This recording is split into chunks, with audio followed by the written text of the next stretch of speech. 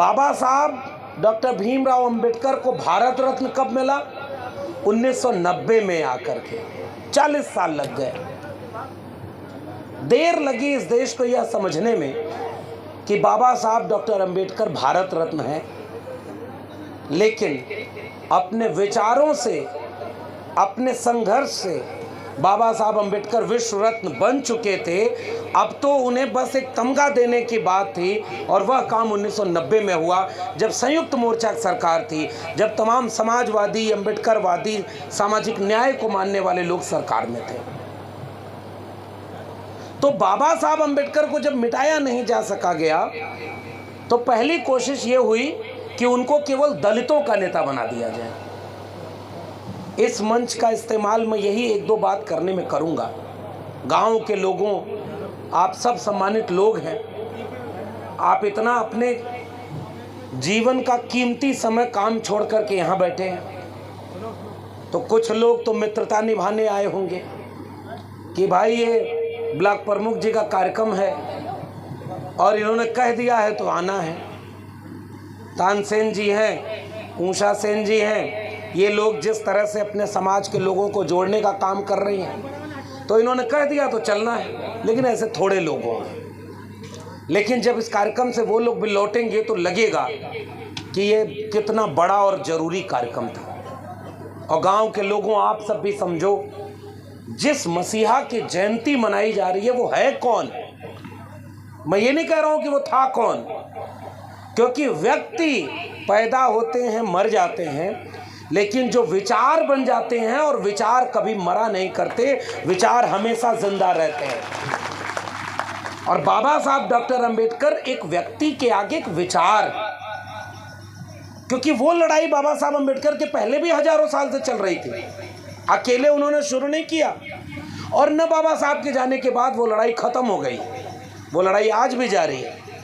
और हम अपने अतीत और इतिहास को इसलिए जानते हैं, गांव में भी किसी से कुछ काम करवाना हो तो उसको कई बार समझदार लोग कहते हैं कि तुमको पता है तुम्हारे दादा इतना खेत तो अकेले जोत देते थे, हर चला के। अब वो बेचारा लेके कुदाल खुद भी दो चार कियारी तो कोड़ ही देगा कि जब दादा इतने महान थे तो हम इतना जल्दी कैसे थक जाएं। इसी तरह से कोई समाज होता है, जिस समाज को ये न पता हो कि आपके पुरखे कितने बड़े थे, कितना संघर्ष किए, आज के लोगों को आत्मविश्वास नहीं मिल पाता। इसलिए बाबा साहब को जानना बहुत जरूरी है। बाबा साहब अंबेडकर ने इतना कुछ किया, पूरे समाज के लिए किया, लेकिन पहली कोशिश ये हुई कि उनको केवल दलितों का नेता बना दिया जाए, जिसे संविधान की भाषा में कहते हैं शेड्यूल कास्ट। शेड्यूल कास्ट का नेता था, उन्होंने उन्हीं के लिए कुछ किया, उन्हीं को आरक्षण दिया। लेकिन धीरे धीरे जब डॉक्टर अंबेडकर की किताबें छपी, लोगों ने पढ़ा, डॉक्टर अंबेडकर को लोग जानना शुरू किए, तब उन्हें लगा कि डॉक्टर अंबेडकर उस व्यक्ति का नाम है जिसने महिलाओं के अधिकार के लिए इतना संघर्ष किया कि पुरुषों के बराबर महिलाओं को मजदूरी करनी पड़ती थी, 12 घंटे 14 घंटे। महिलाओं की मजदूरी के काम के घंटे कम किए, महिलाओं को वेतन भत्ता की सुविधा देने की शुरुआत की, महिलाओं को चाइल्ड केयर लीव यानी मातृत्व अवकाश, बच्चा पैदा होने के बाद की छुट्टी, बच्चा पैदा होने के पहले की छुट्टी, कि उनका स्वास्थ्य ठीक रहे और वो बेहतर ढंग से अपना जीवन जी सके। यह काम इतना कुछ महिलाओं के लिए करने वाले नायक का नाम डॉक्टर भीमराव अंबेडकर है, और यह बात महिलाओं को बताई नहीं गई। वैसे ही किसानों और मजदूरों के लिए, हम लोग जहां खड़े हैं अधिकांश लोग खेती किसानी से जुड़े हुए लोग हैं, खेती किसानी के लिए नहर परियोजना, बांध परियोजना, कि नहर बनेगी तो खेती किसानी की सिंचाई का सुविधा होगी, बांध बनेगा तो बिजली पैदा होगी और सिंचाई के लिए नहरें निकाली जाएंगी, उत्तम कोटि का खेती हो। इस तरह के कई प्रावधान बाबा साहब अंबेडकर ने जब जब मौका मिला तो लिख करके, बोल करके किसानों को उनका हक दिलाने का काम किया। मजदूरों को मजदूरी समय से मिले, मजदूरों को उनका अधिकार मिले, उसका काम किया डॉक्टर अंबेडकर ने। पिछड़े समुदाय के लोग, आजकल लोग कहते हैं कि उन्होंने पिछड़े समुदाय के लोगों के लिए क्या किया डॉक्टर अंबेडकर ने। डॉक्टर अंबेडकर ने 1948, और यही लखनऊ है, हम लोग लखनऊ जिले में हैं, 1948 का वक्त था। भारतीय पिछड़ा वर्ग संघ पहले काम कर रहा था। हमारे बड़े भाई लौटन राम निषाद जी बैठे हुए हैं, तमाम लोग बैठे हुए हैं जो इस पूरे इतिहास को जानते, पढ़ते और सड़क पर संघर्ष करते रहते। तो जो ओबीसी समाज के लोग लड़ रहे थे, उसमें जैसे एक नाम था आदरणीय शिव प्रसाद चौरसिया जी। चौरसिया जी पहले बनाए आदि हिंदू सभा, किताब कम मिलती है, कहीं किताब मिली, उसी से पढ़ा हुआ हूँ। और जितने चौरसिया समाज के लोग हैं, आप लोग पहचानिए कि हमारे पुरखों ने कितनी लड़ाई लड़ी। और जब शिवदयाल सिंह चौरसिया जी ने आदि हिंदू सभा बनाई और कुछ लोगों के पास मेंबरशिप के लिए गए, तो उन लोगों ने कहा कि हम हिंदू थोड़े ही हैं, हम तो श्रेष्ठ हैं। कुछ चीज़ देखिए, इशारे में कह रहा हूँ, समय परिस्थितियाँ ऐसी हैं, समझदार को इशारा काफ़ी है। जरूरी नहीं है कि हल्ला मचा करके ऐसा बोल दिया जाए कि जैसे लगे यही भाषण खत्म हो और समाज बदल जाए। पता चला समाज कुछ नहीं बदला, 4 मुकदमा आप ही के ऊपर। देवेंद्र जी और तमाम लोग आए हुए हैं, अचल सिद्धार्थ जी हैं। कोई गलत काम किया था क्या इन लोगों ने? विचारधारा की लड़ाई को आगे बढ़ाना चाह रहे थे। और जब मुकदमा हुआ तो कितने लोग खड़े थे, ये भी जानते हैं और आप भी जानते हैं। तो आज का समय और परिस्थितियों को समझते हुए थोड़ा सा हमें अपनी विचारधारा की लड़ाई को आगे बढ़ाना है। समझौता नहीं करना है, लेकिन समझदारी से काम लेना है। समझौते और समझदारी में बहुत बुनियादी अंतर होता है। गांव में कहा जाता है किसी की आंख चली जाए तो उसको अंधा कह दीजिए, तो आपको माना जाएगा कि आप मनुष्य नहीं हैं, जबकि आप गलत नहीं बोल रहे हैं। इतना ही फर्क है कि उस बात को कहा कैसे जाए, इसी का पूरा सलीका मनुष्य होने के बोध में। और हम जब विचारधारा की लड़ाई की बात करते हैं तो समाज को ऐसे हमें समझाना है, चिढ़ाना नहीं है, समाज को जागरूक करना है। और जैसे जैसे समाज जागरूक होगा वैसे वैसे आगे बढ़ेगा।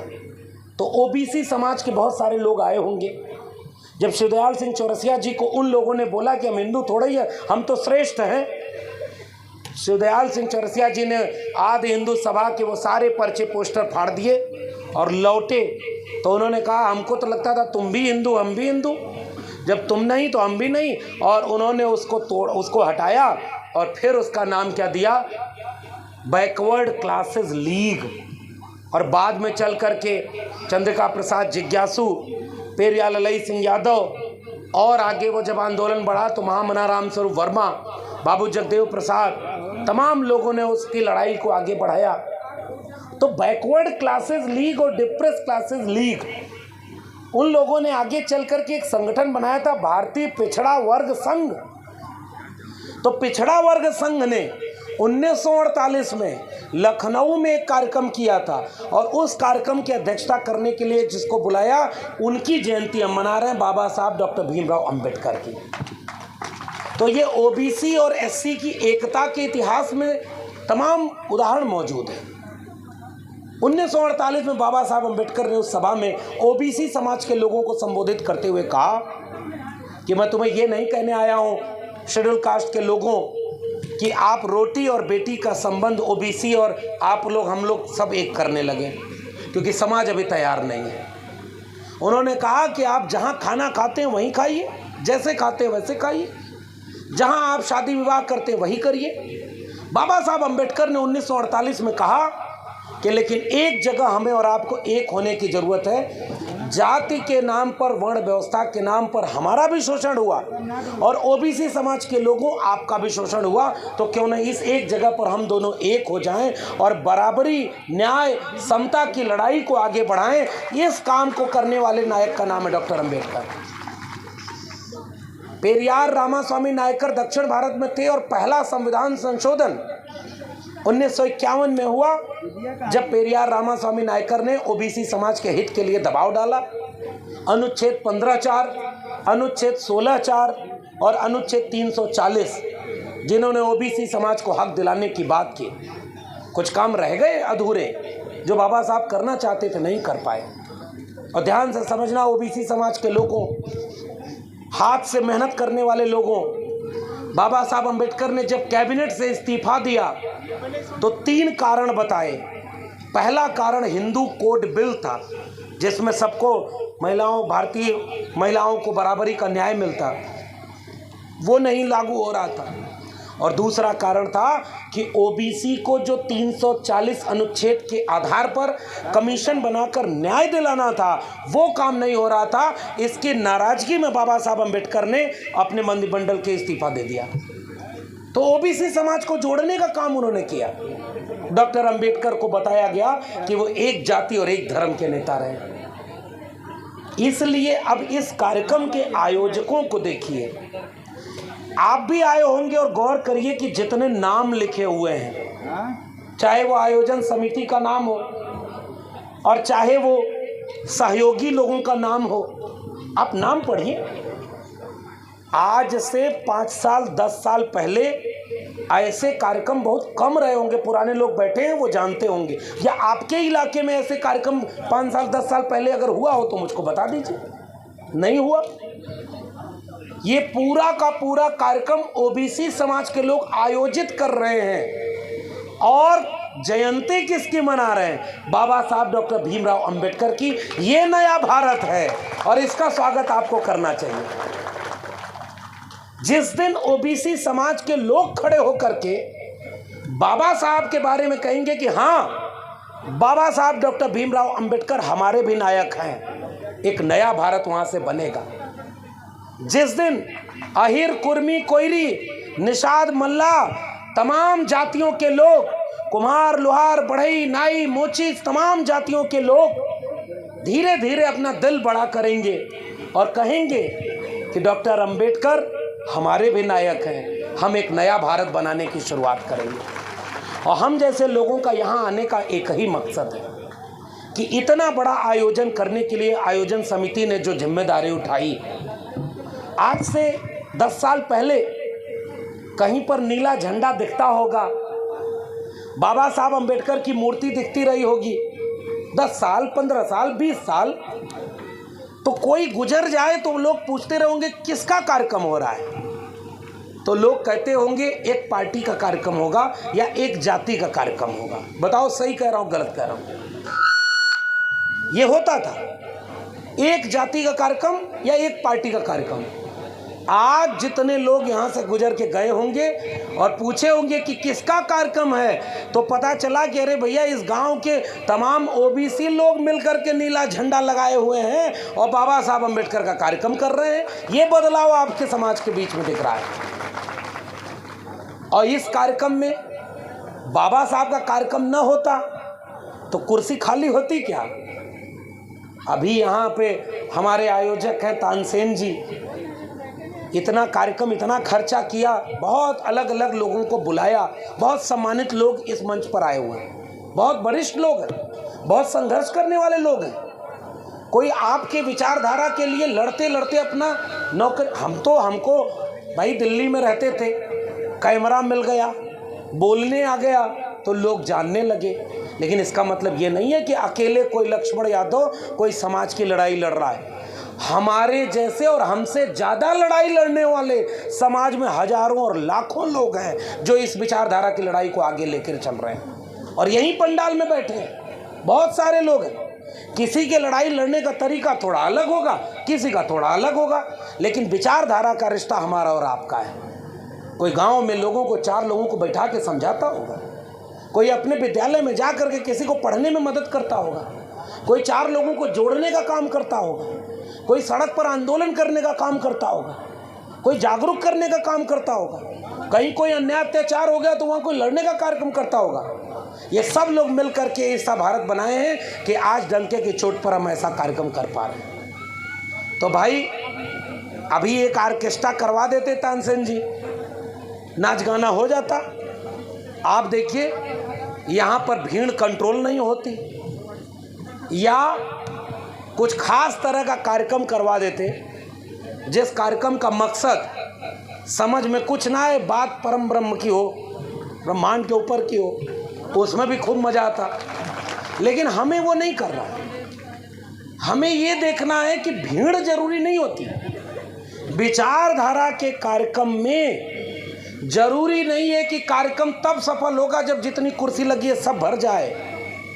विचारधारा का आयोजन तब सफल होगा जब यहाँ से जितने लोग जाएं, अगले दिन 2 आदमी 4 आदमी को बैठाकर यह बात बताने का कार्यक्रम करें कि आज के कार्यक्रम में आए थे, अंबेडकर के बारे में 2 नई बात पता चली, और वह 2 नई बात अपने 2 लोगों को बता दें। अपने आप इस कार्यक्रम को मैं सफल मानूंगा। कुर्सी भरने से कोई कार्यक्रम सफल नहीं होता। जब लोग कहेंगे कि ये भीड़ काफ़ी नहीं, तो मैं कहूँगा इंकलाब के लिए एक शख्स भी काफ़ी होता है। बाबा साहब अंबेडकर भीड़ में नहीं चलते थे। बाबा साहब अंबेडकर तो अपने जीवन में जो चुनाव लड़े वो चुनाव हार गए। बाबा साहब अंबेडकर बहुत तरह की लड़ाई हार गए, लड़ना नहीं छोड़ा, कोशिश करना नहीं छोड़ा। आज का समय देखिए, चूंकि वक्त बहुत ज़्यादा हो गया, बहुत लोगों को आपने सुना होगा, मैं 2-4 बहुत मोटी मोटी बातें करके जा रहा हूँ। बाबा साहब अंबेडकर जैसे नायक हों, डॉक्टर राम मनोहर लोहिया जैसे नायक हों, बीपी मंडल जैसे नायक हों, मानवर कांशीराम जैसे नायक हों, ज्योतिबा फूले पर बात करनी हो, पेरियार ललई सिंह पर बात करनी हो, पूरी रात कम पड़ जाएगी और बातें ख़त्म नहीं होंगी। और मैं यहाँ खड़े होकर अपनी विद्वता दिखाऊं कि मैंने इतनी किताबें पढ़ी है, ये बताऊं वो बताऊं, उसका भी कोई फ़ायदा नहीं है। या अपने भाषण पर खूब ताली बटोर के जाएं, बड़ा बढ़िया भाषण दिया, लेकिन उसका कोई ठोस असर तब निकलेगा जब अगर 2 बात भी हम यहाँ खड़े होकर कहें, और आप जब यहाँ से निकलें तो 2 बात अगर गांठ बांध के गए और कल से उसके काम में लग गए, तो मुझे लगता है कि वो 2 बात कहना ही पर्याप्त है।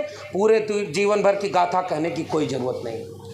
पहली बात, बाबा साहब डॉक्टर अंबेडकर आज क्यों जरूरी हैं? क्योंकि बाबा साहब अंबेडकर का रिश्ता एक चीज़ से बहुत गहरा था। वह एक चीज़ है भारत का संविधान।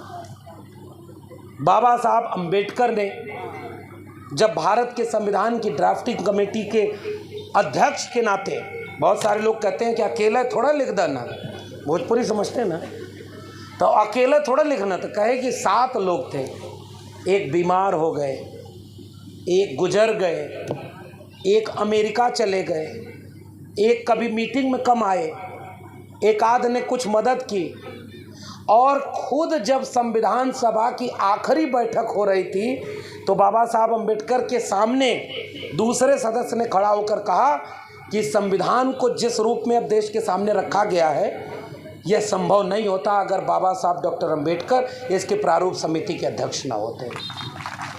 कोशिश बहुत लोगों ने की होगी, सहयोग किया होगा, लेकिन बाबा साहब अंबेडकर के उस संविधान सभा में होने का मतलब ये था कि एक ऐसा संविधान बना जिसने एक व्यक्ति एक वोट का अधिकार सबको दे दिया। उसके पहले क्या था, अगर आप महिला हैं तो आपको वोट डालने का अधिकार नहीं है, पुरुष को है, पुरुष में भी सबको नहीं। आप जाति में श्रेष्ठ हैं, उसमें भी सबको नहीं। अगर आपके पास ज़मीन नहीं है, आपके पास पैसा नहीं, जैसे आज के उदाहरण में समझें कि वोट डालने का पुराना आधार ये था कि अंबानी और अडानी, ये लोग तो नेता ना हुआ, इनका नाम तो ले जा सका, आचार संहिता लगी है ना, और हम जैसे लोगों पे बहुत नज़र भी रखी जाती है कि का बोल दे तनिको दाएं बाएं। अरे भी इतना समझदारी तो आई गई है कि कहाँ क्या बोलना है और कहाँ क्या नहीं बोलना है। जो बात हमारे लोगों को समझना है इतने में समझ जाएंगे, और जिसको नहीं समझना है कुछ भी बोल दीजिए, उनको समझ में नहीं आएगा। कितना भी उसको रेडिकल बोल दीजिए है एकदम। कुछ लोग होते हैं कहते हैं कि एकदम हम जनेऊ काटे वाला और ये वाला रक्षा काटने के लिए एकदम तैयार बैठे हैं। आपके काटने से नहीं जाएगा। अगर आपके हाथ की कैंची से कटा है तो फिर कुछ दिन बाद जाके देखिएगा बंध जाएगा। विचारधारा से जागरूक करेंगे और अपने आप अगर कोई बदली हुई चीज़ है तो वो अस्थायी होगी। आपका काम केवल जागरूक करना है। जैसे आज की तारीख में कोई मंदिर जा रहा है, मैं उसको कुछ नहीं बोलता, और एक समय था जब हमारे लोग कहते थे कि अरे नाम मंदिर गइलम का।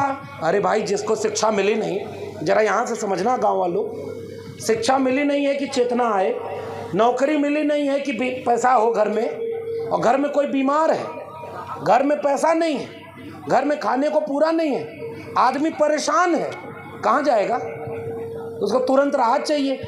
हजारों साल से एक परंपरा चली आ रही है कि फला जगह जाओगे तो मुक्ति मिल जाएगी। आप कह रहे हो अचानक से कि मत जाओ, नहीं मानेगा। आप उसको जागरूक करिए। किताब लिखे बाबा साहब डॉक्टर भीमराव अंबेडकर 1930-35 तक मंदिर प्रवेश आंदोलन चला रहे थे, पुराने लोग जानते होंगे। बाद में बाबा साहब अंबेडकर ने उसको बंद कर दिया। उन्होंने कहा वो तो मैं इसलिए चला रहा था कि भेदभाव कम से कम खत्म हो। तो आज की तारीख में आप किसी को ये मत बोलिए कि अरे तुम वहाँ जाते हो, आपके कहने से नहीं रुकेगा।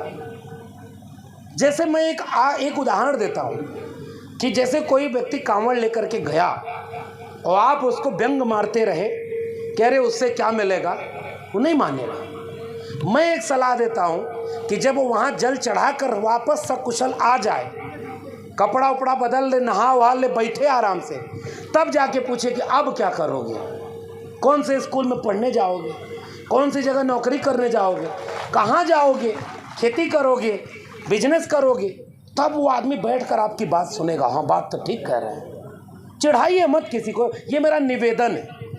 आप सहमत हो न सहमत हो ये आपकी मर्जी, लेकिन मेरा निवेदन है कि समय बदल गया है। हम किसी की आस्था का अपमान करके उसको अपने से दूर करते हैं। और उनका आदमी क्या कर रहा है आजकल, हमारे आदमी के यहाँ भी आके बैठता है कि भाई साहब कुछ और नहीं करना था, बस आपके यहाँ चाय पानी करने चले आए। 10 बार आपके यहाँ आएगा, जबकि वो जानता है कि आप उसके विचारधारा के खिलाफ हैं, फिर भी वो आएगा, क्योंकि उसको पता है करत करत अभ्यास थे जड़मति होत सुजान, और रस्सी आवत जाते सिल पर पड़त निशान।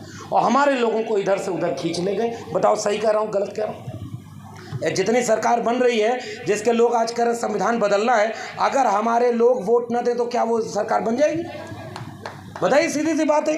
हमारे लोगों के वोट से सरकार बन रही है और हमारे लोगों का हक और अधिकार खत्म किया जा रहा है। इसलिए पहला निवेदन मेरा ये है कि ऐसे हम अपने विचारधारा की लड़ाई को मजबूत करें कि जो उधर गया है उधर से भी धीरे धीरे इधर आए, धीरे धीरे बाबा साहब को पढ़े, धीरे धीरे संविधान को पढ़े और धीरे धीरे उसको समझ दीजिए। इस देश ऐसा है कि कोरोना आया तो दुनिया में कोरोना की वैक्सीन खोजी जा रही थी, यहाँ भी खोजी जा रही थी, लेकिन हमारे यूपी और बिहार में कोरोना माई का मंदिर बन गया था। पता ही गलत कह रहा हूँ सही? कुछ महिलाओं का वीडियो वायरल हुआ, वो वीडियो बनाने वाला गया, कहा कि अम्मा क्या कर रही हैं? तो अम्मा खुरपी से खोद रही थी। क्या खोद रही हैं? कहा रात में हमको सपने में हमारी देवी माई आई, उन्होंने कहा 5 गो लवंग, 6 गो इलायची, 5 गो खड़ी मिर्च और 1 गो तेजपत्ता में लपेट के अगर 1 बित्ता नीचे जमीन में गाड़ देबू तो कोरोना पूरे गांव में केहू के ना होई। ये वीडियो चली थी। कई बड़े बड़े लोगों ने कहा कि गोबर लीप लो बच जाएंगे, गोबर ओढ़ लो बच जाएंगे।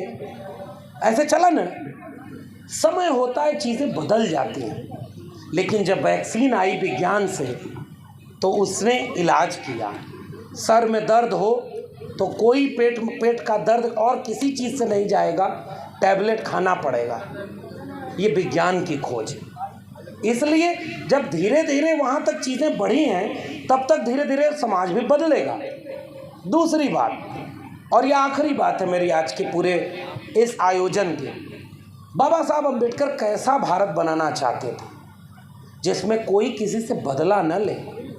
आपको मंदिर जाना है, भारत का संविधान आपको मंदिर जाने की इजाज़त देता है।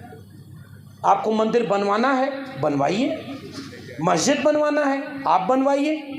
आपको इबादत करने जानी है, आप ही मस्जिद में इबादत करिए। आपको गुरुद्वारा चर्च बनाना है, आप वो बनाइए। बौद्ध विहार बनवाने हैं, आप वो बनवाइए।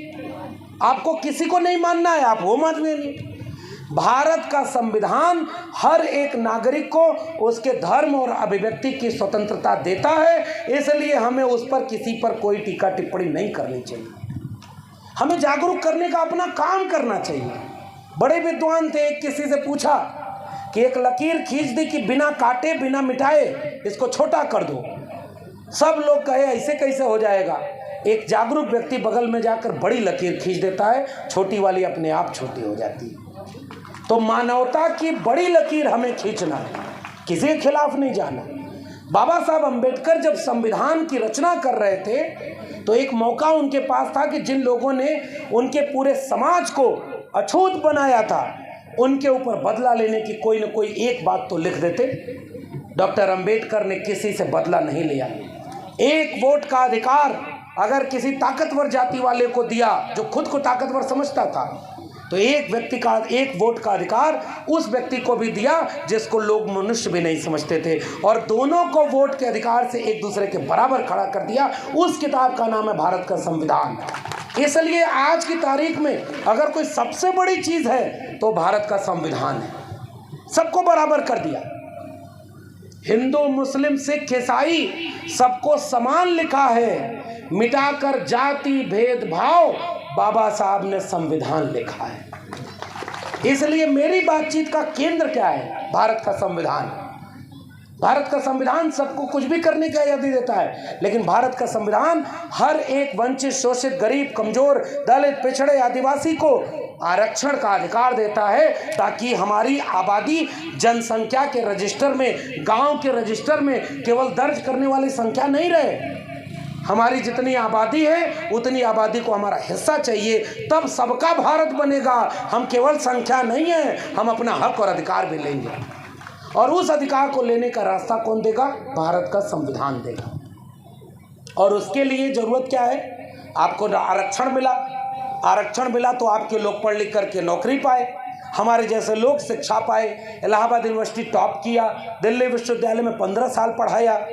मैं तो हर मंच पर एक स्वीकार करता हूँ कि अगर भारत का संविधान और मंडल कमीशन इस देश में लागू न होता तो मेरे जैसे जाने कितने लोग कहीं गाय भैंस चरा रहे होते, कहीं खेत में मजदूरी कर रहे होते, वो इतने पदों पर पहुंच ही नहीं पाते, क्योंकि भारत का संविधान और मंडल कमीशन ने उनको हक दिया था। क्योंकि हक लोग छीन रहे थे, इसका मतलब ये नहीं है कि कोई हक नहीं दिया था। अब जैसे एक डिबेट आती है कि ओबीसी समाज के लोग कहते हैं खुद को कि छत्री हैं, तो कुछ लोग नाराज जाते हैं, अरे ऐसे कैसे, तुमको कौन छत्री मानता है। मैं इसका एक उदाहरण देता हूँ, कुछ छोटी छोटी बातें बता रहा हूँ। ओबीसी समाज में जितनी जातियाँ आती हैं, चाहे वो यादव हों, चाहे मौर्य हों, चाहे कुर्मी हों, चाहे निषाद हों, चाहे राजभर हों, चाहे कश्यप हों, कोई जाति ऐसी बता दीजिए, पुराने बड़े लोग बैठे हुए हैं, कोई जाति ऐसी बता दीजिए जिसमें शासक वर्ग न रहा हो, राजघराना न रहा हो, सबके राजा थे। इसका मतलब अगर मौर्य वंश था, अगर देवगिरी के यादवों का वंश था, राजा थे, अगर भीलवाड़ा था जहाँ के राजा भील थे, गोंडवाना था जहाँ के राजा आदिवासी थे, अगर राजभर वंश था सोहलदेव, अगर निषादों का वंश था, राजघराने थे, तो इसका मतलब अगर वो वाकई शुरू से शूद्र होते तो राजा उनके लोग नहीं होते। उनको जबरदस्ती शूद्र बनाया गया है। इसलिए मैं एक सुझाव, ये मेरा कहना है, आप लोग सहमत हो तो इसको मानिएगा। आज की तारीख में जिसके पास ज़मीन है, जिसके पास कृषि पशुपालन है, उसको आप कहिए तुम शूद्र हो, वो नहीं मानेगा। हम कैसे शूद्र हो, हमारा कौन शोषण किया है, नहीं मानते लोग। हम एक बात कहते हैं कि हम इस जातिवादी वर्ण व्यवस्था को ही नकारते हैं। न तुम श्रेष्ठ हो और न इस वर्ण व्यवस्था के नाते कोई शूद्र है, सब बराबर हैं, क्योंकि हम भारत के संविधान को मानते हैं। और एक बात क्यों कही थी बाबा साहब ने, मान्यवर कांशीराम ने, जाओ अपने घर की दीवारों पर लिख दो कि तुम इस देश के शासक हो, तुम्हें हुक्मरान बनना है, क्योंकि तुम पहले हुक्मरान थे, बाद में आपको गुलाम बनाया गया। और गुलाम कैसे बनाया गया? समझदार को इशारा काफ़ी। जिसके पिताजी मुख्यमंत्री रहे हों, जो खुद मुख्यमंत्री रहे हों, विदेश से पढ़ाई पढ़ के आए हों, और मुख्यमंत्री आवाज़ छूटा तो गंगा जल से घर धुलवा करके अपमानित करने का काम किया कि हमारी नज़र में देखो तुम क्या हो। ये होती है वर्ण व्यवस्था जो मानसिकता में भरी हुई है। वर्ण व्यवस्था ये होती है कि बिहार में जब मुख्यमंत्री थे बीपी मंडल, और वहाँ गंगा में आग लग गई क्योंकि तेल रिस गया था। एक सदन में खड़ा होकर एक व्यक्ति जो खुद को श्रेष्ठ कहता था, कहा कि जब शूद्र मुख्यमंत्री बनेगा तो गंगा में आग नहीं लगेगी तो क्या लगेगी। बीपी मंडल ने कहा कि देखो वहाँ आग लगी है तेल रिसने से, लेकिन हमारे मुख्यमंत्री बनने से तुम्हारे सीने में जो आग लगी है अभी हमें इसे और भड़काना है ताकि हम बराबरी का समाज न बना दें। राम नरेश यादव यहाँ मुख्यमंत्री थे। मैं क्यों ये इतिहास बता रहा हूँ? ये पिछले 100-200 साल का सारा कूड़ा कचरा हमारे ऊपर ढकेल दिया गया। इसलिए राम नरेश वापस जाओ, वापस जाके भैंस चराओ। क्यों राम नरेश यादव को बोला गया? अगर वो भी राजघराने से थे, अपमानित करने के लिए। दिल्ली से चमड़ा भेजा संदेश, बार बनावे कर्पूरी और भैंस चरावे राम नरेश, अपमानित करने के लिए। आज ये लड़ाई कैसे आगे लड़ी जाए? मेरे सम्मानित बड़े बूढ़े बुजुर्गों, ये आखिरी बात कह के विदा लूंगा। मेरा मानना है कि जितने भी लोग हाथ से मेहनत करते हैं ना, श्रम करते हैं ना, हम सारे एक लोग हैं। जगदेव बाबू और राम स्वरूप वर्मा के यहाँ वो एक शब्द आता है श्रमजीवी, और दूसरे के लिए वो प्रयोग करते हैं परजीवी। श्रमजीवी कौन? जो मेहनत करके अपना पेट भरे और दूसरों का भी पेट भरे। और परजीवी कौन? जो दूसरे के ऊपर जीवित रहे। अब बताइए, श्रमजीवी में 90% लोग आ गए कि नहीं आ गए? जाति खत्म करिए, जमात बदलिए। जाति में कुछ नहीं रखा। ब्याह शादी करने के लिए जाति हुआ करती थी, अब वो टूट रही है। टूट रही है कि नहीं होती? तो अब धीरे धीरे जातियां खत्म होगी, लेकिन अभी जब तक एकदम खत्म नहीं होती, कोई ऐसी चीज खोजा जाए जिसमें जातियां जुड़ जाएं, एक हो जाएं। चौधरी छोटू राम हरियाणा में थे और उन्होंने एक नारा दिया था, जितने लोग हाथ से श्रम करते हैं, मेहनत करते हैं, खेती करते हैं, मजदूरी करते हैं, हाथ से मेहनत करके जीवन जीते हैं, वो सब कमेरा लोग हैं। इसी बात को सोनेलाल पटेल जी जो यूपी में थे, मान्यवर कांशीराम के बाद वो लोग निकले थे, उन लोगों ने भी कमेरा कहा। चौधरी छोटू राम से आगे आया। और बाकी वो जो कह रहे हैं कि जो कमेरा लोगों की मेहनत पर जीवन है, उनको लुटेरा कहा। अब आजकल नई परिभाषा में कुछ लोग उसको पीडीए भी कहते हैं, पिछड़ा, दलित और अल्पसंख्यक। मुझे लगता है ये जो एकता है, 90% हाथ से मेहनत करने वालों, वर्ण व्यवस्था को नकारो। हम कुछ नहीं हैं, हम 90% कमेरा हैं जो मेहनत करके एक एक रोटी खाते हैं और अपनी मेहनत से पूरी दुनिया का पेट भरते हैं। अब अपनी मेहनत से संविधान को बचाएंगे और जाति जनगणना करा के जिसकी जितनी संख्या भारी उसकी उतनी हिस्सेदारी करवाएंगे। एक सूत्र, एक फार्मूला, बहुत इतिहास की बात करने का कोई मतलब नहीं है। अगर इतिहास में उलझे रहे कौन क्या है कौन नहीं है, छोड़िए। अब आज की लड़ाई क्या है? और आखिरी बात, जब संविधान ने इतना हक दे दिया, मंडल कमीशन ने इतना हक दे दिया, और मंडल कमीशन कहता है कि पहली बार कि जितने लोग, एक गांव है, मान लीजिए तानसेन जी का, उषा जी का जो गांव है, इसमें मान लीजिए 1000 लोग रहते हैं, तो जनगणना जब होती है तो 1000 लोगों में कितना जानवर है उसकी भी गिनती होती है। कै गो भैंस है, कै गो गाय है, कै गो बकरी है, कुल गिना जाएगी। कै गो दलित समाज के लोग हैं, शेड्यूल कास्ट, गिना जाता है। आदिवासी अगर हैं तो गिना जाता है। 2 लोगों की गिनती नहीं होती, एक ओबीसी और एक समझदार को इशारा काफ़ी, और कुछ नहीं बोलेंगे। मंडल कमीशन कहता है कि जो गांव है इंसान से न बना है भाई, तो सबको गिनो कि कौन कितनी संख्या में है, और अगर कोई 100 आदमी हैं तो 50 आदमी का हक, 10 आदमी अगर लूट के बैठे हैं तो 50 आदमी को 50 चीज़ मिलना चाहिए। 100 रोटी अगर गांव में है तो एक आदमी को 1 रोटी मिले, 100 रोटी 100 आदमी। आज भारत में क्या है, एक आदमी 40 रोटी खा रहे हैं। नया आंकड़ा आया, एक आदमी 40 रोटी खा रहा है और 3 रोटी पर 50 आदमी पेट भर रहे हैं। बताओ गांव के लोगों, सरकारी नौकरी है? आज से 25 साल पहले, 30 साल पहले हर गांव में 2-4-10 लोग सरकारी नौकरी वाले थे। अब यहाँ पेपर लीक हो जा रहा है। सरकार इतनी वीक कि हर पेपर हो गया लीक। अब परीक्षा कैसे दे बच्चा?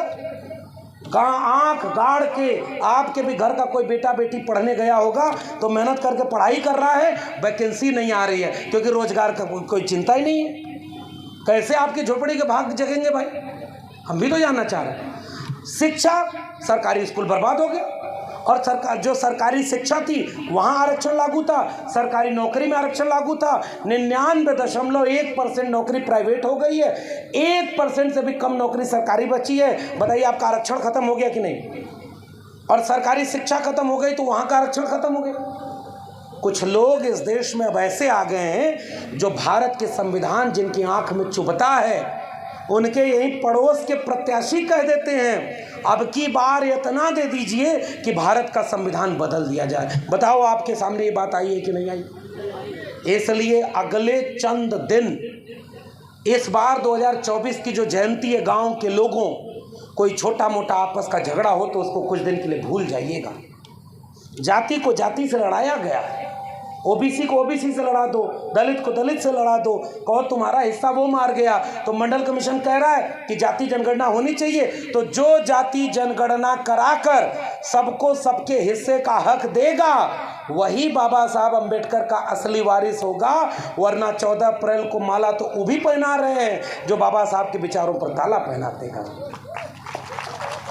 तो पहला एजेंडा जो जाति जनगणना की बात करे वह समझ लीजिए आपका अपना हितैषी, जो शिक्षा बचाने की बात करे वह आज के समय में बाबा साहब के सपनों का भारत बनाएगा, जो रोजगार की बात करे वह समझ लीजिए कि बाबा साहब का सच्चा वारिस है। सबको सबके हिस्से का हक मिल जाए, नौकरी अगर 100 लोगों की है तो सबको मिले, रोजगार सबको मिले।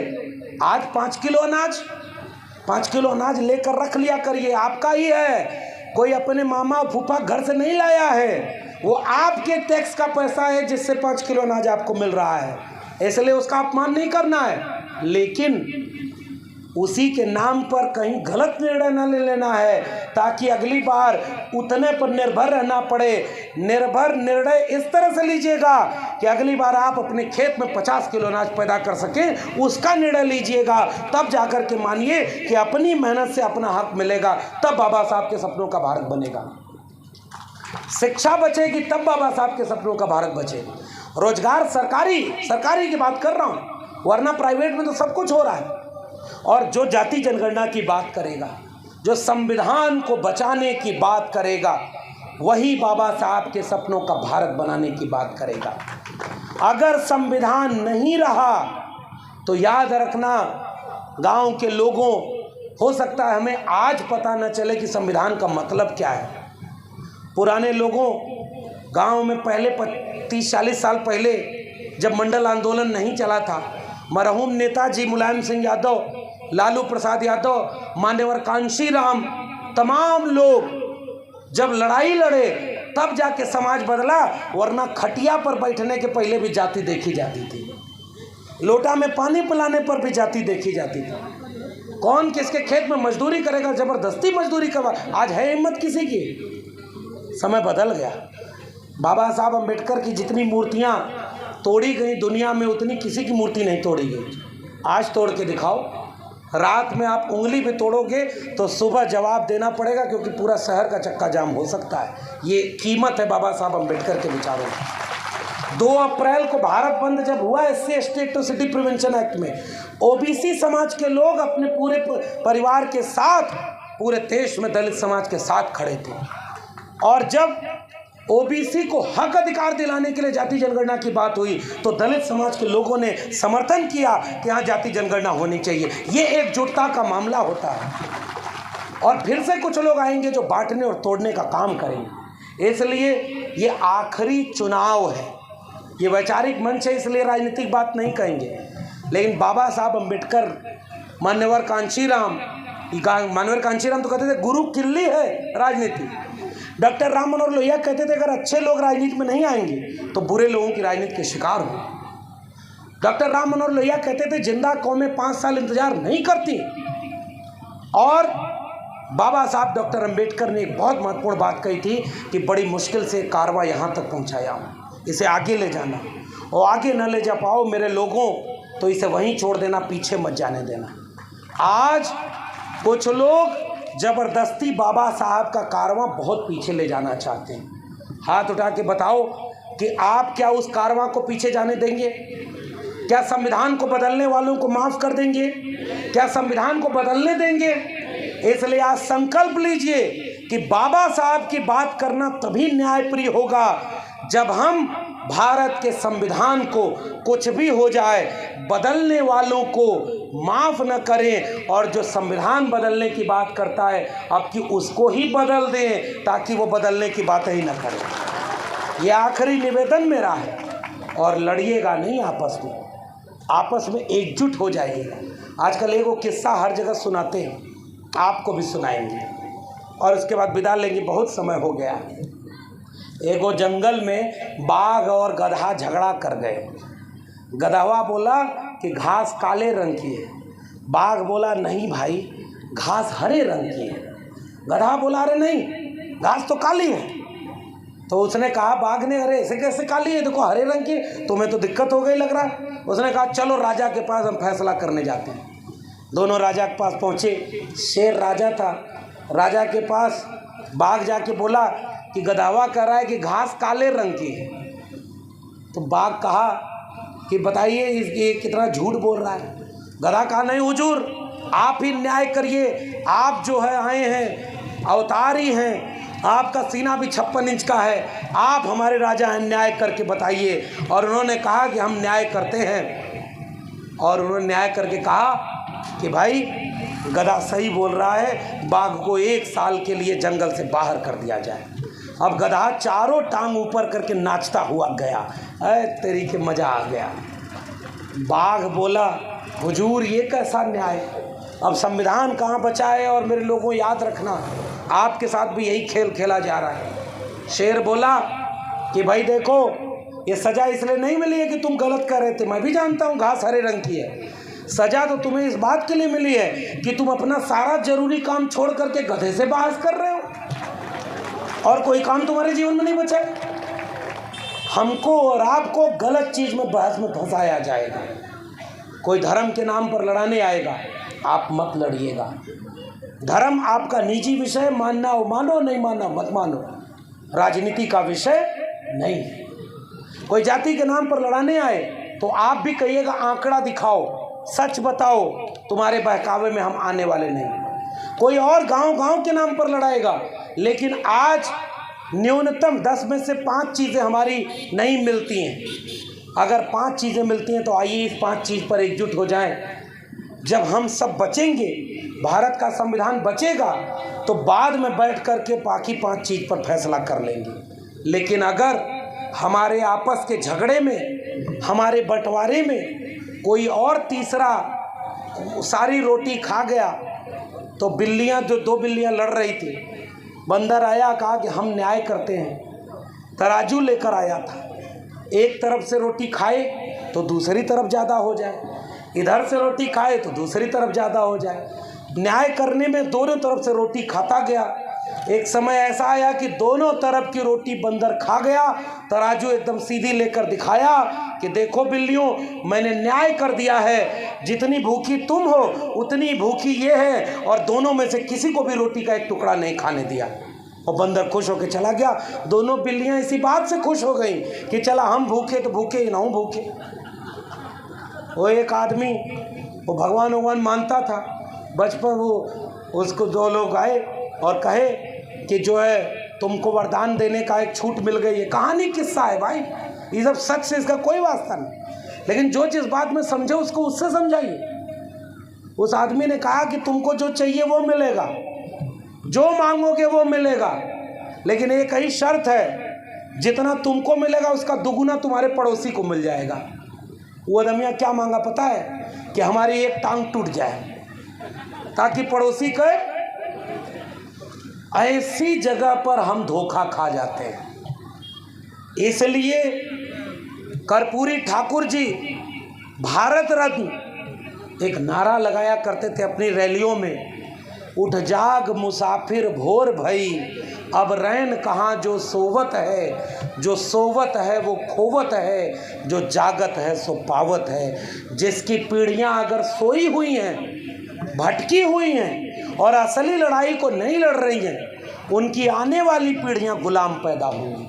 शिक्षा नहीं बचेगी, रोजगार नहीं बचेगा, संविधान नहीं बचेगा, तो माफ़ करिए 25 साल बाद 50 साल बाद हमारी आने वाली पीढ़ी हमसे एक सवाल पूछेगी कि जब तुम थे तो बाबा साहब अम्बेडकर का दिया हुआ संविधान था, जब तुम थे तो बाबा साहब के संविधान पर चलकर बीपी मंडल का मंडल कमीशन था, जब तुम थे तो सरकारी स्कूल थे, जब तुम थे तो सरकारी नौकरी थी, जब तुम थे तो सरकारी बहुत सारी संपत्ति हुआ करती थी। 50 साल बाद तुम हमें कौन सा भारत छोड़ के गए कि न संविधान है, न सरकारी शिक्षा है, न रोजगार है, न कुछ भी है। तो उन पीढ़ियों को क्या जवाब देंगे?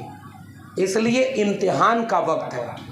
वो पूछेंगी कि तुम्हारे सामने ही संविधान बदलने की बात लोग खुलेआम कर रहे थे, तब तुम क्या कर रहे थे?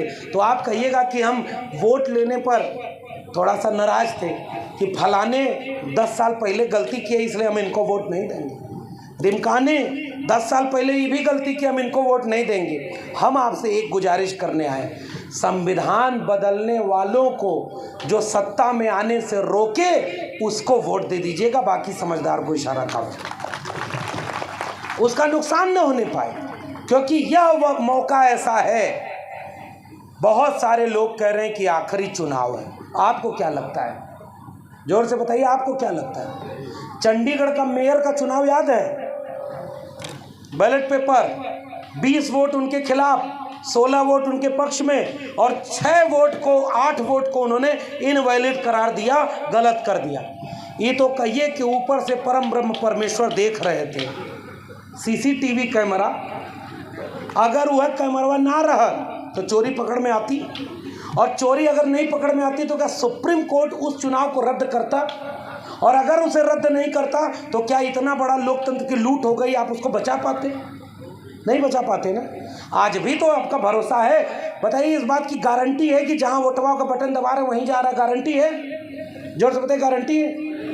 कोई गारंटी नहीं। लेकिन अब उसका समय नहीं बचा, अब तो उसी पे बटन दबानी है। इसलिए गारंटी अगर पूरे देश में किसी एक चीज़ की है तो वो है भारत के संविधान की गारंटी, और किसी तरह की कोई गारंटी का कोई भरोसा नहीं। चीनी कहावत, चीनी सामान जो बनता है चले तो चांद तक और न चले तो शाम तक। बहुत सारी गारंटी तो इसी में हो जाती है। इसलिए हमारा निवेदन है, बाबा साहब अम्बेडकर ने जो सपना देखा था, जो संघर्ष किया था, उसको बचाना हमारी जिम्मेदारी है, क्योंकि हमने बाबा साहब के संघर्ष का लाभ लिया है। लाभ लिया है कि नहीं लिया है? हमारे तन बदन पर कपड़ा है तो इसमें हमारे पुरखों का संघर्ष। हम यहाँ मंच पर खड़े होकर बोल रहे हैं, बहुत सारे सम्मानित लोग बैठे हुए हैं, हम सब लोग यहाँ नहीं होते अगर हमारे पुरखे, ये ऊपर तस्वीर लगी हुई है, देख लीजिए कितने लोग थे, हर जाति हर धर्म के लोग थे, और हम लोग एक पोस्टर पे, एक बैनर पे सब जाति वालों को मिला दिए। तो अब वोट देने पर भी सबको मिलाना हमारी जिम्मेदारी है कि नहीं? इसलिए भूखे रहिए, प्यासे रहिए, अपने बच्चों की शिक्षा बचाने के लिए वोट दीजिए, रोजगार बचाने के लिए और संविधान बचाने के लिए। संविधान बचेगा तो हम बचेंगे, संविधान नहीं बचेगा तो हम नहीं बचेंगे। और याद रखिएगा, अगर संविधान नहीं रहेगा तो जय भीम बोलने के लिए भी हो सकता है लिखित परमिशन लेनी पड़ जाए। गलत कह रहा हूँ? सही। इस कार्यक्रम की परमिशन भी एक बार रद्द की गई, बड़ी मुश्किल से कार्यक्रम किया गया है। और मैं फिर से पूरी आयोजन समिति का और आप आए हुए सभी लोगों का बहुत शुक्रिया अदा करता हूँ। इतने विपरीत समय में आप लोग इतनी तादाद में इतने सारे लोग आके बैठे हैं। लेकिन एक निवेदन हाथ जोड़ के करूँगा, खाना खा के जाके भूल मत जाइएगा, जिस मकसद से तानसेन जी ने और उषा जी ने और उनकी पूरी आयोजन समिति ने, विनीत जी हैं और तमाम लोग हैं, और जितने लोग सहयोग किए, क्या चाहते हैं आपसे? एक चीज़ चाहते हैं कि भाइयों बहनों, माताओं बुजुर्गों, एक चीज़ अगर बचाना तो संविधान बचाने के लिए एकजुट हो जाना। वही बाबा साहब का असली हमारी तरफ से एक श्रद्धांजलि होगी कि हम संविधान को बचाने के लिए एकजुट हो जाए। आप सबका बहुत बहुत धन्यवाद। जय भीम, जय मंडल, संविधान जिंदाबाद, उल गुलान जिंदाबाद, इंकलाब जिंदाबाद।